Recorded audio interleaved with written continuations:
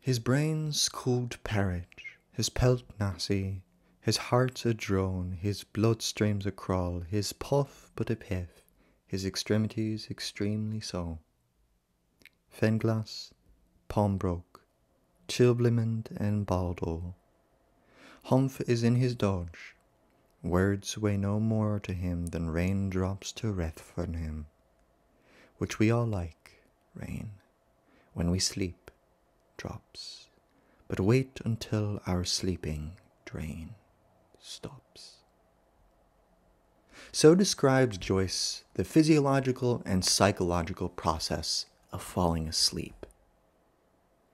And yet this only occurs near the beginning of Finnegans Wake, Joyce's great book about sleep and dreams and the night.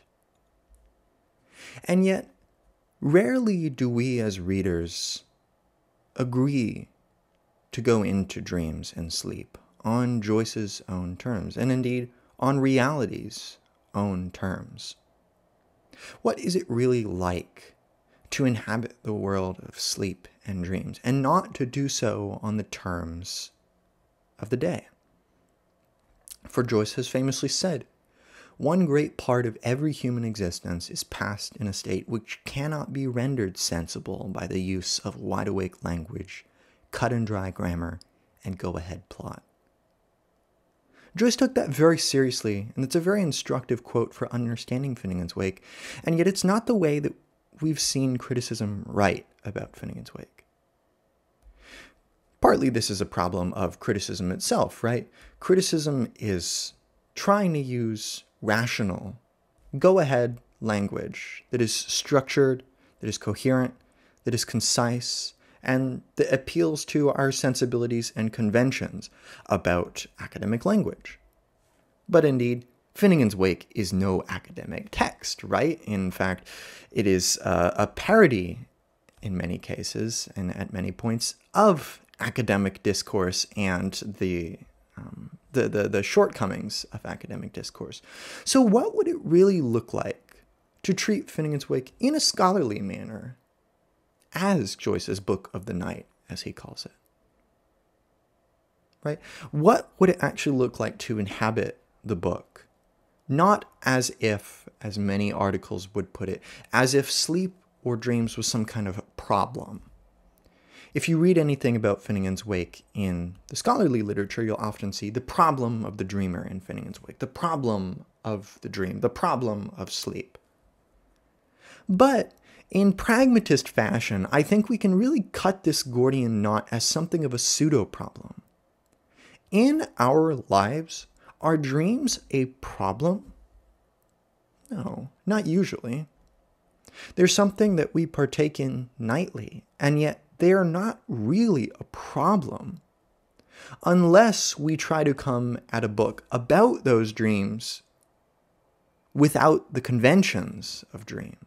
If we try to maintain the conventions of the day, of the conscious mind, and we try to use sensible, wide-awake language, cut-and-dry grammar, and go-ahead plot. And in particular, wide-awake language is something that Joyce is trying to rebel against. Because what he sees when we delve into dreams is we see a realm that is a lot less fettered than we'd like to believe. And really, the great force of Finnegans Wake is it gives us not a problem of dreams or a problem of sleep, but the problem of waking.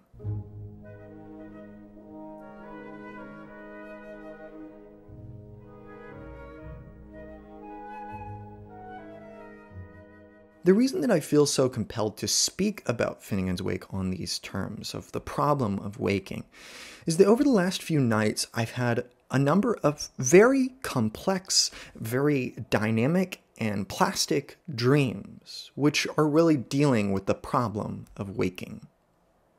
In the first very substantial night of dreaming, I had basically one large compound dream, a serial dream consisting of a number of small vignettes, each vignette confined to one room.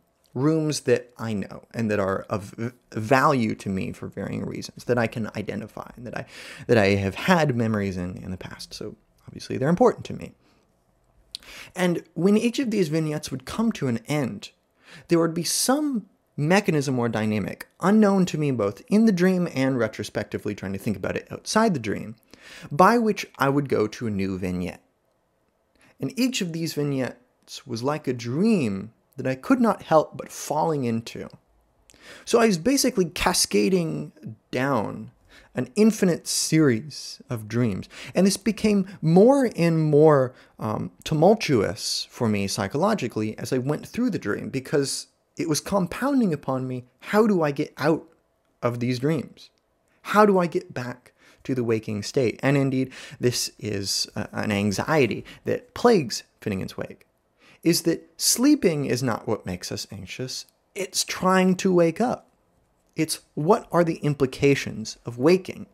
And as this dream complex continued on, it basically turned into a sort of game where I was trying to ascertain the code necessary to understand the symbols of the dream, to try to solve this dream, and in so doing, wake up. This is, in fact, much the nature in which I treat Finnegans Wake, so it's rather apt that it would, permeate into my dreams. And then in the second of these very eventful nights of dreams, I had a dream where I had to drive my mother to some event of some kind. So I needed to be up on time. And I was sleeping in a sleeping bag covered with blankets, and I had a number of jackets on. So I was really hot. And I was trying to wake up, but each time I would wake up, it was because of the physiological discomfort of being very hot. And I would take off an item of clothing or take off a blanket, but I could just keep taking them off over and over and over, and I would keep being plunged back into sleep after I adjusted my body. So my body was constantly trying to force me awake, and in fact, one of the most notable phenomena in this dream was the experience of my eyes trying to adjust and trying to come into focus, but remaining blurry as if I had my glasses off. And I continued to try to do this, and in the dream, I never properly awoke to the waking, which was, in fact, yet a dream.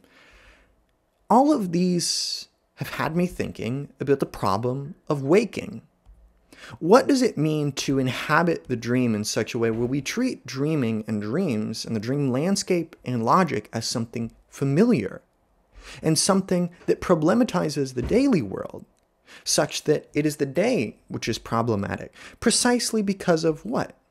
Because it is a sort of game, because it is a stumbling concatenation of discourses that are not as coherent and as structured as we would like to think it. Now, this doesn't mean that the waking world is without structure, and that's not what Joyce is trying to do. Oftentimes, people think that, oh, this is some sort of spoof or joke because it gives the appearance of being completely without structure. Of course, if you study Finnegans Wake for any period of time, you will know that it has a number of cyclical structures. It has a quadripartite structure, just in the 4 parts of the book, and then also there are 4 parts within each part. So it is a structured work. So Joyce is not denying structure, but think about the way that Joyce has been experimenting with technique, because technique and style and the formal implications that result that attack our conventions is really important for Joyce. And when he's done this in his earlier works, this has been through the stream of consciousness, right? Free indirect discourse. And what is the stream of consciousness? Well, the stream of consciousness really goes against the omniscient narrator, who would give us a lot of conventions about when someone is saying something or when something is happening versus when something is being thought inside the mind of a character. This is a convention that has guided the novel for a long time, and Joyce really wants to fight against this. He wants to try to truncate all of that discourse together to try to give us a more realistic understanding of what is it like to read as if we were thinking in real life and experiencing in real life. For indeed, the thinking versus the experiencing, these are all occurring in the same vessel, right? In the skull in which the brain lies.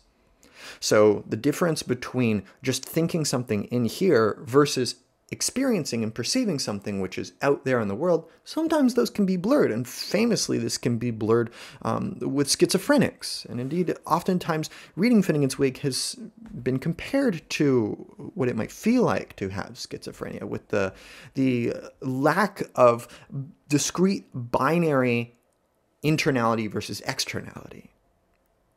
So in Finnegans Wake, Joyce is really challenging and taking to the limit the implications of the stream of consciousness technique, which was that oftentimes it is difficult when reading something like Ulysses to tell when a character is thinking something versus experiencing something, or indeed when they are reading something or judging something. All of these different idioms and modes of perception and thought get jumbled together.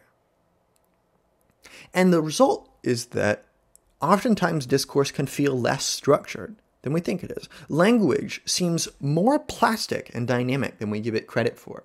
And this comes to its extreme in Ulysses in the Circe chapter, where we have very theatrical structure and form because it's laid out like a play, and yet it violates a lot of the binaries that we would use to structure when is something happening externally and needs stage directions versus when is it internal in the character's mind, or coming from a discrete character's mouth. Oftentimes this is jumbled together, and Joyce takes language to its extreme in that chapter. And Finnegans Wake is basically the blown up Circe chapter, speaking somewhat loosely. And in Finnegans Wake, the real problem is to try to inhabit the dream and realize what are the implications of dream logic, right? Dreams do have their own logic. And what's interesting is that it's a whole new perspective on what it's like for things to be normal versus abnormal. And indeed, this is really a sort of Foucauldian attack on reason and rationality.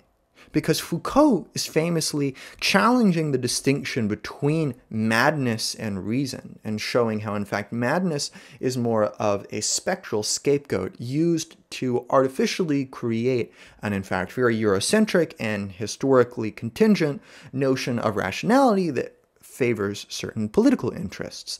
And Joyce is doing something of the same thing because, of course, he is aware of the colonial implications of, who is rational, who gets to make political and ethical decisions, who gets to count as a worthy subject of a discourse. And indeed, the implication of this is that the character list of Finnegans Wake is, at the very least, extremely large, if not indeterminate, because character itself is rather indeterminate in Finnegans Wake. But all of this is trying to get us to think about what it is like to break down the binaries that we take in wide awake language when we come to a text about dreams, and not try to think of them by trying to reduce them through mimesis, right?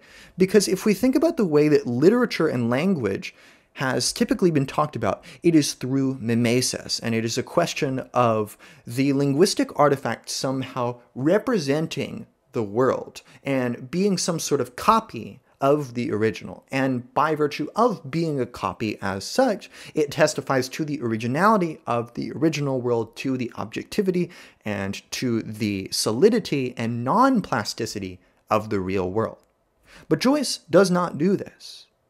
Rather than focusing on mimesis, he wants to focus on metaphor, which takes the linguistic artifice away from needing to represent the world into becoming a sort of internal universe of laws and codes of its own that need not be sensible insofar as it is referential. Finnegans Wake does not refer to some real world, and to assume so is how we get these problems of, does Finnegans Wake take place at 11:32 p.m.? Or does it take place in the year 1132? Or who is the dreamer, right? Who is dreaming all of these thoughts internal to their cogito? These are the sort of wide-awake pseudo-problems that we bring to Finnegans Wake that treats it as if it is a referential discourse. And we know, in fact, that dreams are not referential. They may tell us things about dreams that we've had in the past or memories that we've had in the past that testify to and therefore refer to events that have actually happened, but oftentimes they are notably shifted and made plastic, right? People have different faces than they've had, or they act completely out of character, or something is happening in a location where it should not be happening, or you're able to do things like fly or be invisible that you cannot do and that you have no mechanism for, if you were trying to talk about the real world. No. It's a world of its own, operating based on unconscious principles, and also, importantly, having a physiological connection to the world. This is one of the ways that Joyce is not trying to close us off to a world, as if the dream world has nothing to do with the real world. No, there's a sort of interplay going on here, but it's an interplay where in Finnegans Wake, it is trying to happen on the dream's terms, on the unconscious's terms. And what do we find deep in the unconscious? Well, we find continual anxiety by HCE and Sean in particular about waking up and the ensuing responsibilities. Because what is this waking anxiety that plagues Finnegans Wake? Well, it is the realization that there are forces outside of one's control in the waking world. Codes that one cannot control, and in fact, oftentimes these codes are not on one's own terms. So this is a problem of power and authority, which gets symbolized as the father, the encroaching father figure from above, very oftentimes God in Finnegans Wake, which is really tormenting one like a sort of evil Cartesian demon about the implications of waking up and being fettered. So going out of the much more dynamic and free-floating discourse of the dream to the much more structured and indeed imposed strictures of waking life. Therefore, this is also the responsibility of work and family and, of various ideas that have to be upheld, various institutions that are maintained and that one will likely maintain, such as the state, such as certain industries or professions or, certain ways of writing or thinking. And then also the question is one of ability, of can one wake up? Does one actually have the capacity to wake up and to make it through another day? And I think that this is a profoundly important problem to me because it's one that I struggle a lot with as someone who struggles from rather crippling anxiety that has continued to well up over the last few months, in ways that have become rather obtrusive to my daily life. They have made my body an obstinate figure in the way of having a normal waking life. And as someone who is really dealing with this physiological impediment, because of course it manifests physiologically, even if it is psychological in origin, this torments me in such a way that I do often wonder, do I have the capacity to get up and have another day? Indeed, this is the very to be or to not to be problem. And therefore the problem of suicide is one that is talked about a lot through the character of Izzy in Finnegans Wake. So all of this is really an existential problem as well of, do I have what it takes to be a machine among machines in this world of idleness? Because the assumption that Joyce wants to flip on his head with Finnegans Wake is that instead of a world of dreams being like peering through a glass darkly, everything is muted, everything is unspecific. No, it is filled with very in-your-face impressions. It is filled with complexity and structure and symbols and motifs. So it's not typically how dreams have been talked about, right? Because dreams are an element of sleep, which is a sort of idle state, as it's typically been discussed, whereas waking is the vitality and activeness of the rational subject who is consciously making decisions, right? But Joyce wants to flip this on its head and say no. In fact, in the modern, and we might say the postmodern world, it is the waking which is the idle, the dormant, the mechanical. And it is the dream, and indeed, therefore, writing and language, because of course language is this bridge between the waking and the dreaming world. These are the chaotic, unpredictable, ambiguous, and yet nonetheless joyous and wondrous refuse by which we can maintain our creativity, our sense of agency and exploration and experimentation that is often denied us in the everyday world. Therefore, Finnegans Wake is a tale of solace to those who are ailed by the body, by the mind, by the demands of everyday waking life. It is a solace to people like us who need something like thoughts in the face of other thoughts, much more dangerous thoughts that we don't know how to deal with, like suicide, like attempts to escape, right? Escape from our responsibility or from the realities of everyday life. In the face of that, Joyce wants to ask us not to collapse into nihilism, but like Nietzsche, he wants to teach us to dance right side up and upside down and forwards and backwards. He wants us to teach us to twist the page hither ways and thither ways, as he puts it at one point in Finnegans Wake, and to learn how to read and think and engage and dream with a new vitality that is being daily stripped from us through politics, through religion, through the conventions and values of the status quo, and in its place we have a radically inventive, imaginative project by which we can reclaim our intellectual agency.